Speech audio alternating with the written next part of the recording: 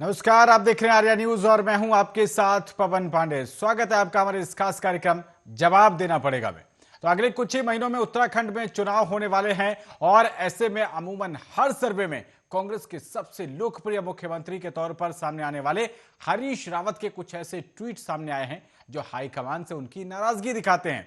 उन्होंने अपने ट्वीट में अप्रत्यक्ष रूप से कांग्रेस आला कमान के रवैये पर उंगली उठाते हुए कुछ ऐसा भी लिख दिया है जिससे राजनीतिक पंडित उनके रिटायरमेंट से जुड़कर देख रहे हैं।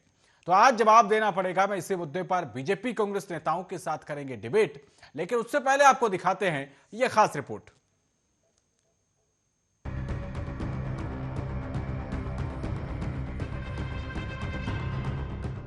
उत्तराखंड में अगले साल विधानसभा चुनाव है। इसकी तैयारी को लेकर सियासी पारा चरम पर है। उससे पहले राज्य के पूर्व मुख्यमंत्री और कांग्रेस के वरिष्ठ नेता हरीश रावत ने पार्टी के खिलाफ मोर्चा खोल दिया है। उन्होंने आज दोपहर को अचानक एक के बाद एक कई ऐसे ट्वीट किए हैं जिससे उनके और पार्टी के बीच तल्खियां बयां हो रही हैं। पूर्व सीएम हरीश रावत ने लिखा है, ना अजीब सी बात है, चुनाव रूपी समुद्र को तैरना है। सहयोग के लिए संगठन का ढांचा अधिकांश स्थानों पर सहयोग का हाथ आगे बढ़ाने की बजाय या तो मुंह फेर करके खड़ा हो जा रहा है या नकारात्मक भूमिका निभा रहा है। जिस समुद्र में तैरना है, सत्ता ने वहाँ कई मगरमच्छ छोड़ रखे हैं जिनके आदेश पर तैरना है। उनके नुमाइंदे मेरे हाथ पांव बांध रहे हैं। मन में बहुत बार विचार आ रहा है कि हरीश रावत अब बहुत हो गया, बहुत तैर लिए, अब विश्राम का समय है। हरीश रावत ने आगे लिखा, फिर चुपके से मन के एक कोने से आवाज उठ रही है, न दैन्य न पलायन, बड़ी उपापोह की स्थिति में हूँ। नया वर्ष शायद रास्ता दिखा दे। मुझे विश्वास है कि भगवान केदारनाथ जी इस स्थिति में मेरा मार्गदर्शन करेंगे। हालांकि हरीश रावत ने किसी का नाम नहीं लिया है, लेकिन उनका इशारा साफ है कि कांग्रेस संगठन को लेकर वो खुश नहीं है। इतना ही नहीं, वो ये भी कह रहे हैं कि उन्हें चुनावी अभियान में जिस तरह के कदम बढ़ाने की जरूरत है, उसके लिए हाथ बांध रखे गए हैं। ऐसे में सवाल उठता है कि कौन है जो हरीश रावत का हाथों को बांधे हुए है और उन्हें काम करने नहीं दे रहा। बता दें कि कांग्रेस हाईकमान ने 72 साल हरीश रावत को चुनाव प्रचार समिति का अध्यक्ष बनाने के साथ ही उनके करीबी माने जाने वाले गोदियाल को भी प्रदेश कांग्रेस कमेटी की कमान सौंपी है। वहीं रावत से धुर विरोधी माने जाने वाले प्रीतम सिंह को प्रदेश अध्यक्ष पद से हटाकर विधायक दल का नेता नियुक्त किया था। माना जाता है कि रावत की मर्जी के उत्तराखंड में कांग्रेस चुनाव के लिए टीम गठित की गई थी। इसके बावजूद हरीश रावत अब संगठन पर सवाल खड़े कर रहे हैं।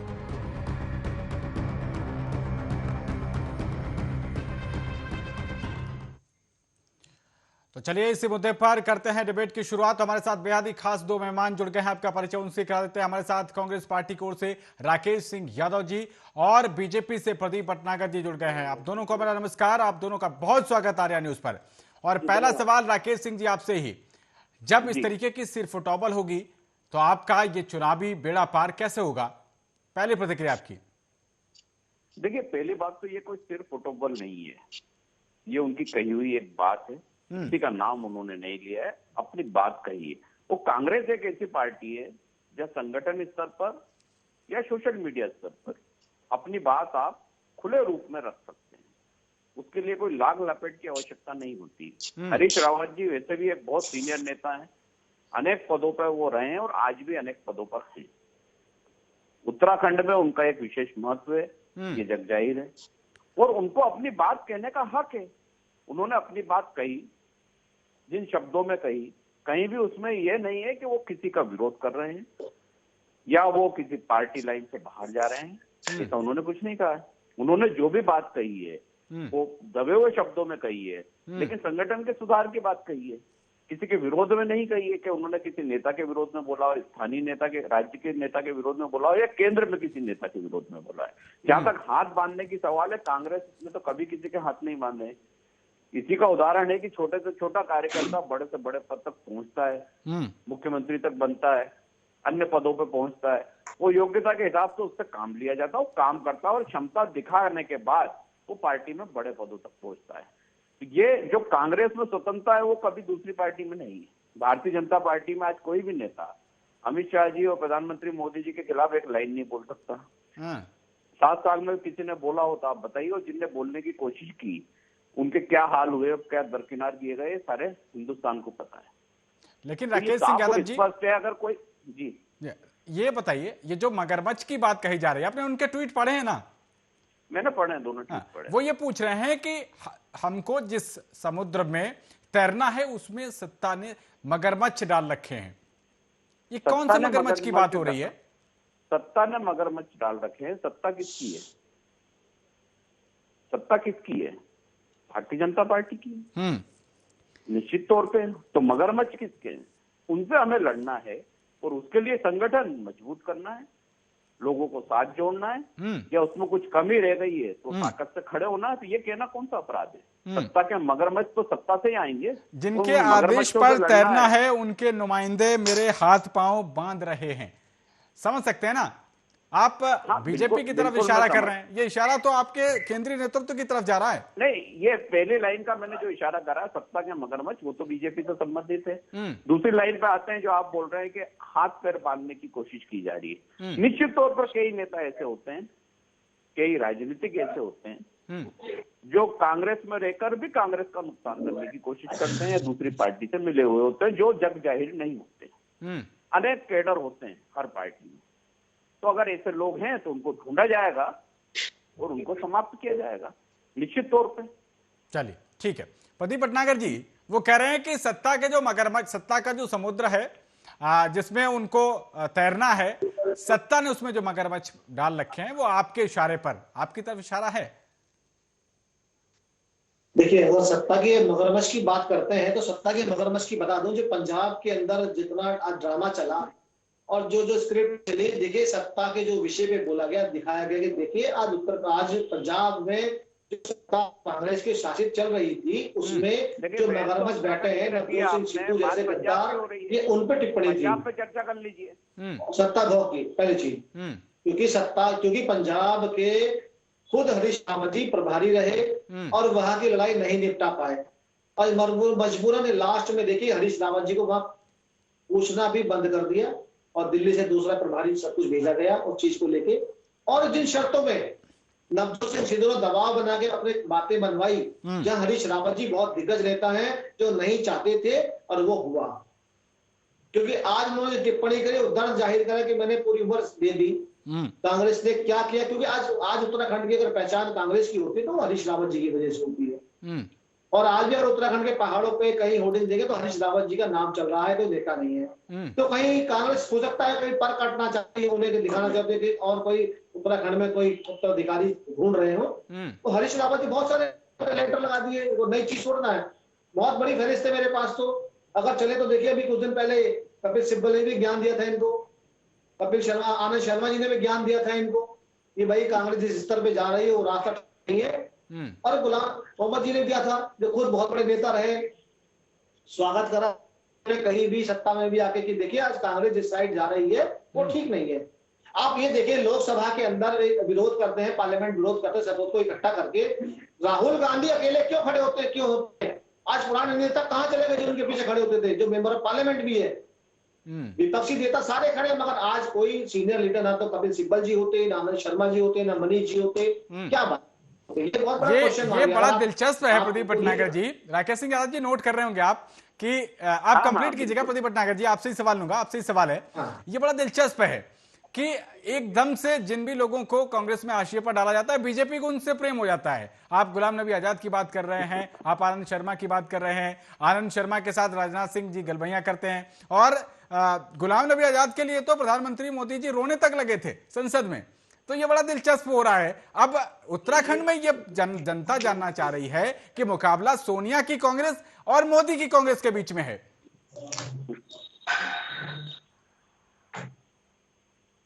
प्रदीप जी मैं बोलूं? जी आपसे ही सवाल है। मुकाबला जो है वो सोनिया की कांग्रेस या राहुल गांधी की कांग्रेस कह लें और मोदी के कांग्रेस में माना जा रहा है कि आपके यहाँ उत्तराखंड में तमाम बड़े लीडर्स जो हैं वो कांग्रेसी, खाटी कांग्रेसी कहे जाते थे, वो आज भी बने हुए हैं। बिल्कुल, देखिए मैं अगर आपको बताऊं, शुरू में जब सबसे पहले टूटने की बारी शुरू हुई, जो गांधी गए, क्या तोड़ा उन्होंने? उन्होंने जो गांधी परिवार परिक्रमा थी, जो रास नहीं आ रही थी, वो तोड़ के उन्होंने कांग्रेस छोड़ी और गए उसी चीज। प्रीतम बहुगुणा जोशी क्यों गई?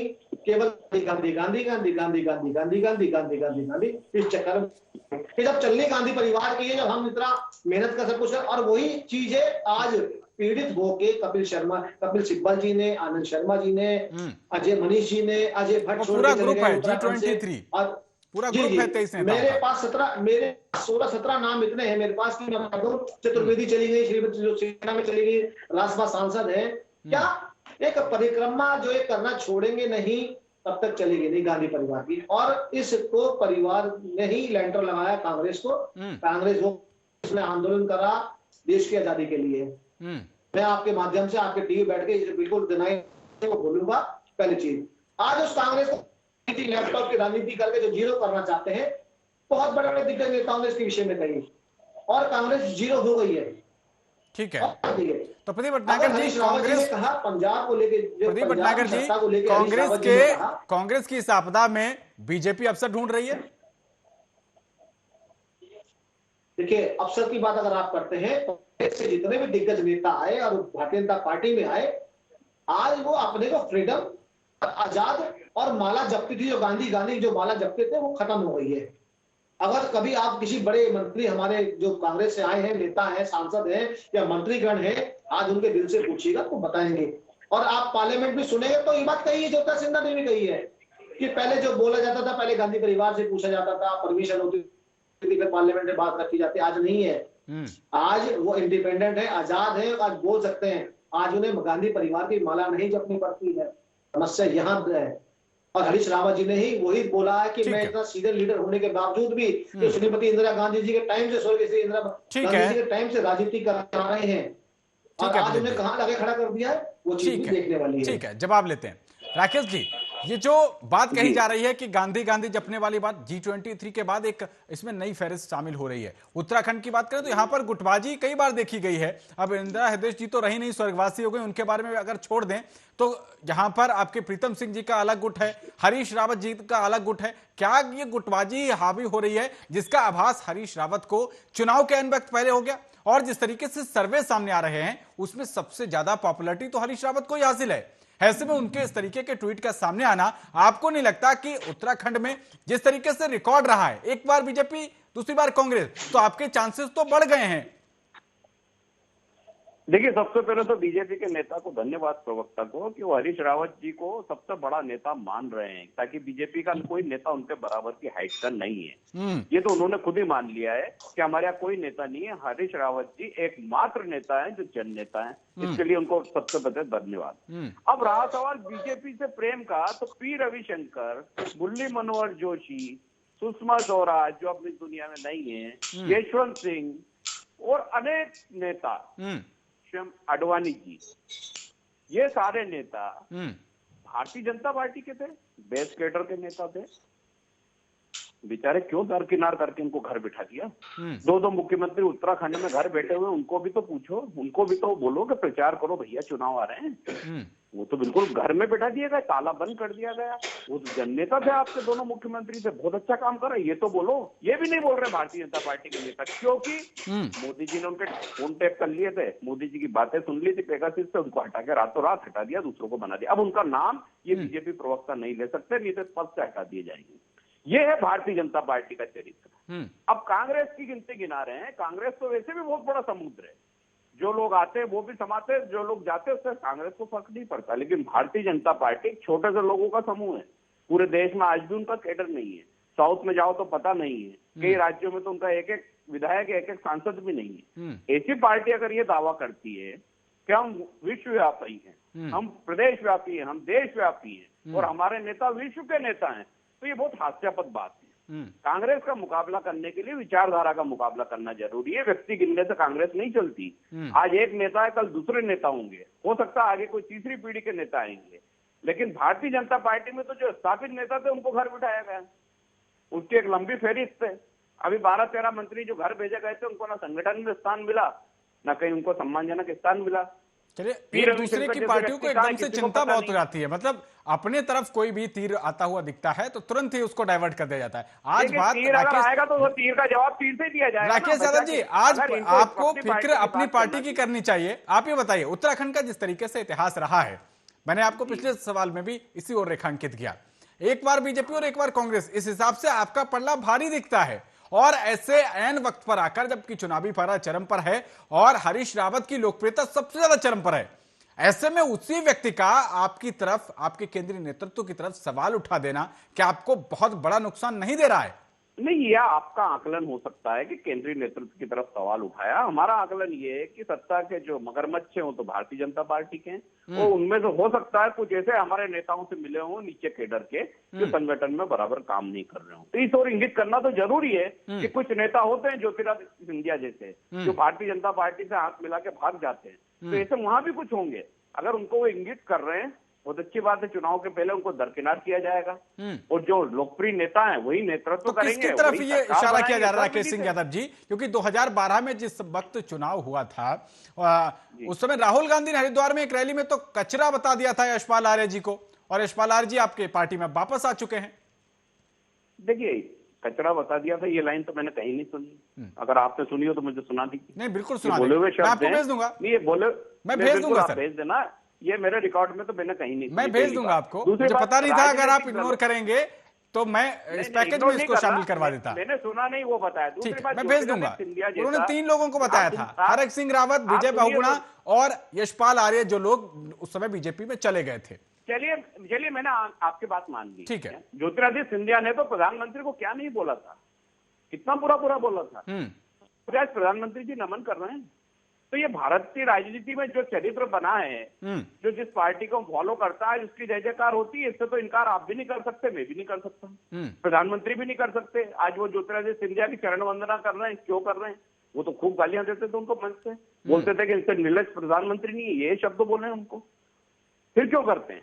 तो ये सवाल का कोई जवाब नहीं है। ऐसा सवाल उठाने से ये राजनीति बदल नहीं जाएगी। सवाल ये है कि विचारधारा किसके साथ आप काम कर रहे हैं। आज वो कांग्रेस की विचारधारा सशक्त है, कांग्रेस के लोग सशक्त हैं। आप खुद ये बता रहे हैं कि वहां कांग्रेस के चांस अच्छे हैं। अगर कांग्रेस के अंदर कोई दिक्कत आ रही है, कांग्रेस के कोई नेता ऐसे हैं जो सत्ता के मगरमच्छों के साथ हैं, तो निश्चित तौर पर उनको चिन्हित करके उनको दरकिनार किया जाएगा। इसमें बुराई क्या? अगर हरीश रावत जी ने इंगित करा है तो हाईकमान उस पर सोचेगा, विचार करेगा और कार्रवाई करेगा। चलिए, आप इसको बहुत ही नॉर्मली बता रहे हैं राकेश सिंह यादव जी। सीधी बात है, आपकी पार्टी का मामला है, आप इसको लाइटली लेना चाहें ले सकते हैं। हम तो सिर्फ जनता के सामने पूरी तस्वीर रख रहे हैं। ठीक है, मैं आता हूं, लौटता हूं आपके पास। प्रदीप भटनागर जी, ठीक है भाई, उनकी पार्टी है, वो अगर इस तरीके के विचार और तमाम असहमतियां जता रहे हैं, उसका संज्ञान वो लें या ना लें, उनकी अपनी हटक है। आपको इसमें क्यों दिक्कत हो रही है और आप इसमें मौका क्यों ढूंढ रहे हैं?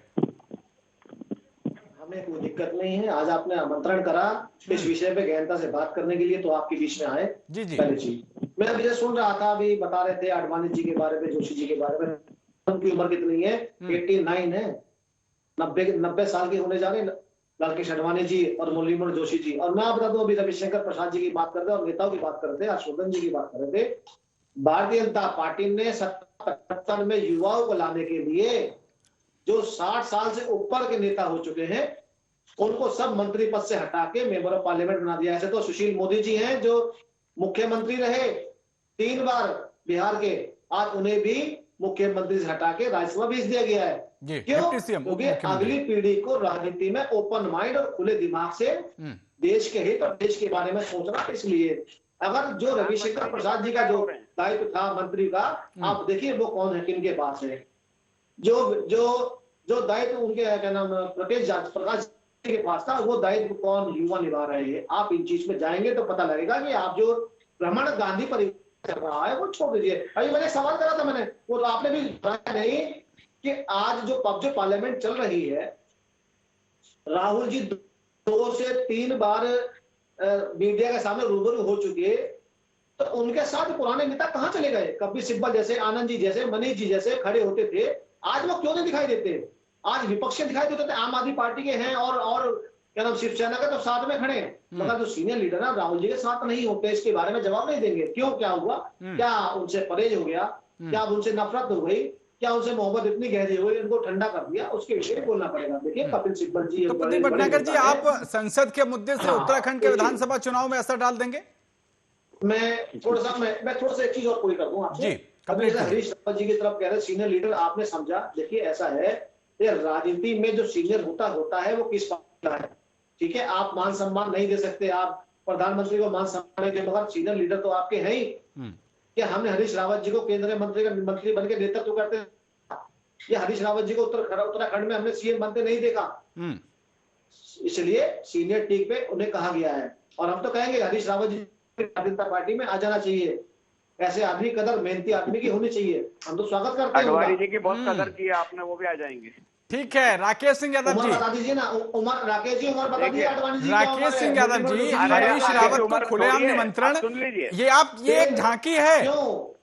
ठीक है प्रदीप भटनागर जी, लौटता हूं आपके पास। राकेश सिंह जी, ये सिर्फ एक झांकी है। जिस तरीके से पिछली बार के चुनाव में यशपाल आर्य, हरक सिंह रावत और एक सतपाल माला जैसे एक से एक बड़ा दिग्गज आप इन्होंने तोड़ लिया था, हो सकता है कि ऐसा ही कुछ हो रहा हो। अगर यशपाल आर्य की एंट्री उस पर हुई है, एक बार बयान हरीश रावत का भी सामने आया था कि प्रदेश में भी जैसे पंजाब में दलित चेहरे को मुख्यमंत्री बनाया गया, हम चाहते हैं कि यहां पर भी दलित चेहरा मुख्यमंत्री के रूप में आए। हो सकता है यशपाल आर्य के नाम के ऊपर कोई चर्चाएं चल रही हो। देखिए पहली बात तो हर राज्य की अलग स्थिति होती है। दूसरी बात, जो अभी मेरे साथी बोल रहे थे कि राहुल गांधी जी के साथ वरिष्ठ नेता नहीं दिखते, हमारे प्रधानमंत्री तो 7 साल से स्वयं रक्षा मंत्री बनते हैं, स्वयं विदेश मंत्री बनते हैं, स्वयं स्वास्थ्य मंत्री बनते हैं, उनके तो मंत्री भी नजर नहीं आते आसपास। अकेले आके बताते हैं कि ये घोषणा हो गई है। वो स्वास्थ्य कृषि मंत्री को बाद में पता चलता है कि कानून समाप्त हो गए, 8 बजे आके बोलते हैं मैंने कानून वापस ले लिए, मैं देश से माफी मांगता हूँ। कृषि मंत्री तो मध्य प्रदेश में सो रहे थे घर में, जब उनका दरवाजा खटखटाया, भैया मुझे पता नहीं है, पता तो करूं क्या बोलना है। 1 घंटे बाद निकले, मीडिया बाहर खड़ा रहा। ऐसी स्थिति में जो प्रधानमंत्री काम करते हैं, जब किसी का कोई मान सम्मान नहीं भारतीय जनता पार्टी में, कोई मंत्री की वक्त नहीं, ऐसे समय में आप कांग्रेस पर आरोप लगा रहे हैं। वो कांग्रेस से पूछ रहे हैं कि राहुल गांधी जी क्यों जवाब दे रहे हैं। अरे उनके जवाब से डर लगता है तो आपके प्रधानमंत्री जी बहस कर लें खुले मंच पे, क्यों नहीं करते हैं? क्यों नहीं मीडिया के समक्ष आते हैं? क्यों नहीं दो डिबेट में बैठते हैं? आज तक 7 साल में किसी डिबेट में नजर आए? ऐसा प्रधानमंत्री इस देश में पहली बार आया जो किसी मीडिया के सामने नहीं आता, मैनेज करके आता है कि 4 सवाल पूछेंगे। अक्षय कुमार सवाल पूछते हैं, आपने पराठा खाया कि नहीं, दही खाया कि नहीं, ये उनके इंटरव्यू होते हैं। तो ऐसे प्रधानमंत्री को लेके और कांग्रेस पर टिप्पणी करना कि हमारे वरिष्ठ नेताओं का सम्मान नहीं है। आपके वरिष्ठ नेताओं का कौन सा सम्मान किया आपने? जरा एक का तो नाम बता दीजिए। धक्का देके सबको निकाला है। अडवाणी जी आप 92 आज गिन रहे हैं, जिस दिन ये प्रधानमंत्री बने थे उस दिन अडवाणी जी का चांस था, उनको बनने दिया। वो राष्ट्रपति बन सकते थे, उनको बनाया। ठीक है प्रदीप जी, आते हैं आपके पास। उनको घर बिठा दिया है। आते हैं। घर बिठाने के बाद आज जिनको लोह पुरुष बोलते थे आप खुद ही जिंदाबाद के नारे लगाते थे कि हमारे लोह पुरुष हैं, उनका लोहा पिघला दिया। राकेश सिंह जी, राकेश सिंह जी, एक जहन में मेरे ऐसे ही सवाल आ गया। हालांकि सबका अपने व्यक्तिगत संस्कार होते हैं, मैं जो पूछने जा रहा हूं उससे इत्तेफाक में आप लोग हो सकता है ना रखें, लेकिन मैं एक ऐसे जनरल नॉलेज के लिए आपसे इसे पूछना चाहता हूं। मैंने प्रधानमंत्री नरेंद्र मोदी को कई लोगों के पैर छूते देखा। मैंने सम्मान में उनको लालकृष्ण आडवाणी के कई बार पैर छूते हुए देखा। मैंने शिरोमणि अकाली दल के जो प्रकाश सिंह बादल जी हैं उनके पैर छूते हुए देखा। लेकिन राहुल गांधी जी को मैंने मोतीलाल वोरा थे और इससे पहले प्रधानमंत्री मनमोहन सिंह जी थे, ऐसा कुछ करते हुए देखा नहीं। तो सम्मान में मतलब क्या उनके यहाँ पैर छूने की कुछ परंपरा नहीं है, या इस चीज में आप विश्वास नहीं करते? देखिए 2 चीजों से आपको मैं बता देता हूँ सम्मान। अगर मैं बताऊँ, पूछ लेते हैं, हो सकता है उनके यहाँ परंपरा ना हो। नहीं, मैं बता देता हूँ ना, हमारे हिंदू धर्म में, मैं भी हिंदू हूँ, हिंदू धर्म में ये परंपरा नहीं है कि कपड़े पहन के गंगा स्नान करें, जूते पहन के मंदिर में जाएं, कमंडल। आप दूसरी चीज आपने स्टार्ट कर दी। नहीं, जो सच है वो सुनो ना। आप सम्मान की बात कर रहे थे कि सीनियर लीडर्स का सम्मान नहीं किया जाता, तो वो मैंने जानना चाहा। सम्मान नहीं कर, अरे भगवान का सम्मान नहीं करते हैं तो इंसान का क्या सम्मान करेंगे? अडवाणी जी का पैर पड़ते हैं, उठा के पटक रखा है उनको। जिसके पैर पड़े उन्होंने, वो आज तक खड़ा नहीं हो पाया। रावण ने भी सीता के पैर पड़े थे तो क्या अपहरण करके नहीं ले गया था? तो ऐसे तो पैर पड़ने वाले बहुत तकलीफ घूमते हैं इस देश में। ठीक है, वो परंपरा है शुरू से पैर पड़ने की और उठा के ले जाने की, वो तो हुआ है। ठीक है, खैर पता नहीं रावण ने कब पैर पड़ा था, ये ऐसा कुछ मैंने अभी तक मेरी जानकारी में आया नहीं। प्रदीप भटनागर जी, खैर ये दूसरा विषय है, ये मैंने ऐसे ही राकेश जी ऐसे अपनी जनरल नॉलेज के लिए पूछा। इसका कोई इत्तेफाक नहीं है, ये अपनी अपनी इच्छा है, कोई किसी के पैर छूना जनरली बता रहा हूँ, मैं उसको लौट पे नहीं ले रहा हूँ। ठीक है, हाँ प्रदीप भटनागर जी, आप कुछ ऐड करना चाह रहे थे? देखिए, मैंने अभी एक सवाल बहुत छोटा सा करा, जो पार्लियामेंट अभी चल रही है उसमें 2-3 बार प्रेस के साथ भी राहुल जी ने क्या व्यवहार था, और जो प्रदीप भटनागर जी, आप पार्लियामेंट को बहुत लेकर बात कर रहे हैं। पार्लियामेंट में प्रधानमंत्री जी कितनी बार गए, कुछ जानकारी देंगे मुझे? मैं प्रधानमंत्री जी की बात नहीं कर रहा। आपने अगर कांग्रेस अगर आप पार्लियामेंट को लेकर बार बार आपने तीसरी चौथी बार जिक्र किया है, तो जनता फिर ये भी जानना चाहेगी कि प्रधानमंत्री जी जब शीतकालीन सत्र रहा कितनी बार गए, संसद में कितने दिन उपस्थित रहे?